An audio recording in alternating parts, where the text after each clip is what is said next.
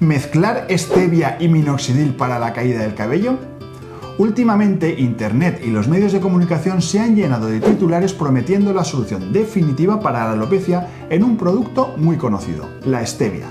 Y claro, esto ha derivado en una pregunta que nos estáis haciendo muchísimo, tanto en la consulta como en el canal.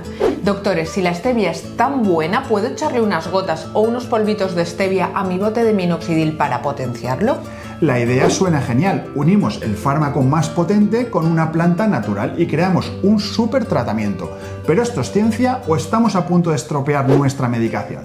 Pues vamos a analizar si hacer química en casa juntando stevia con minoxidil va a ser una buena idea o si por el contrario puede ser perjudicial para nuestro pelo. ¡Comenzamos!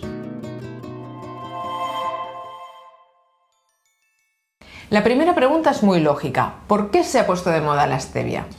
Esta tendencia no sale de la nada, hay una base científica real detrás de toda esta expectación, pero que se ha contado regular. Recientemente, una investigación realizada en China y en Australia descubrió que combinando el esteviósido, que es un compuesto extraído de la stevia, con minoxidil, se conseguían resultados espectaculares.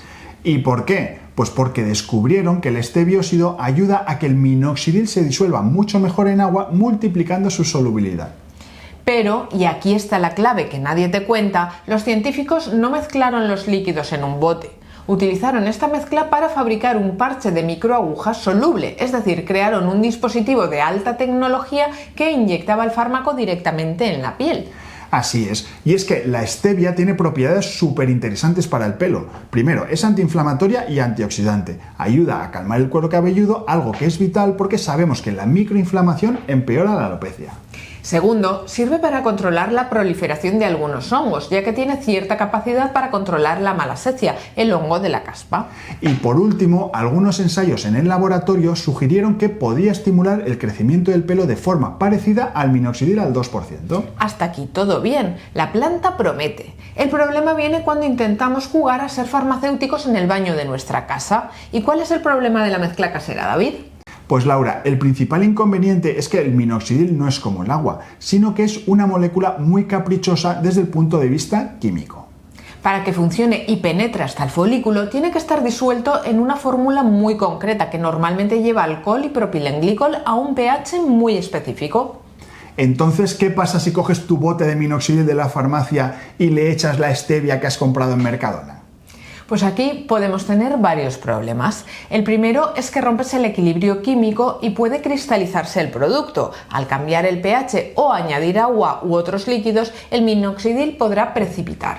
Si ves cristalitos en el fondo del bote o en la pipeta, ese minoxidil ya no sirve. Se ha convertido en piedra microscópica que no va a atravesar tu piel.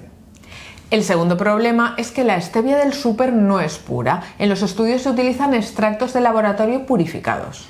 La stevia que compras para el café suele tener aditivos, conservantes o estar mezclada con otros edulcorantes. Al poner eso en la cabeza puedes crear una capa pegajosa que bloquea la absorción del propio minoxidil. Y por último, y no por ello menos importante, tenemos el riesgo de irritación, porque al alterar la fórmula pierdes la seguridad de los conservantes. Puedes favorecer que crezcan bacterias en la mezcla o provocar una dermatitis de contacto por los aditivos del edulcorante. Entonces, Laura, ¿cuál es nuestro veredicto? Pues la stevia es un ingrediente cosmético prometedor, efectivamente, pero mezclarla a mano con un fármaco como el minoxidil es un error técnico. He dicho, caso cerrado. Entonces, ¿qué podemos hacer? Pues tenemos dos opciones. La opción A sería buscar lociones capilares comerciales que ya vengan formuladas con stevia, donde un químico ha garantizado la estabilidad. Y tenemos también la opción B, que es usar el minoxidil por un lado, por ejemplo por la noche, y los tónicos naturales por la mañana, pero no mezclarlos entre sí en el mismo frasco. ¿Y tú? ¿Habías oído hablar de la fiebre de la stevia? ¿Has probado algún remedio casero que te haya funcionado o que haya sido un desastre?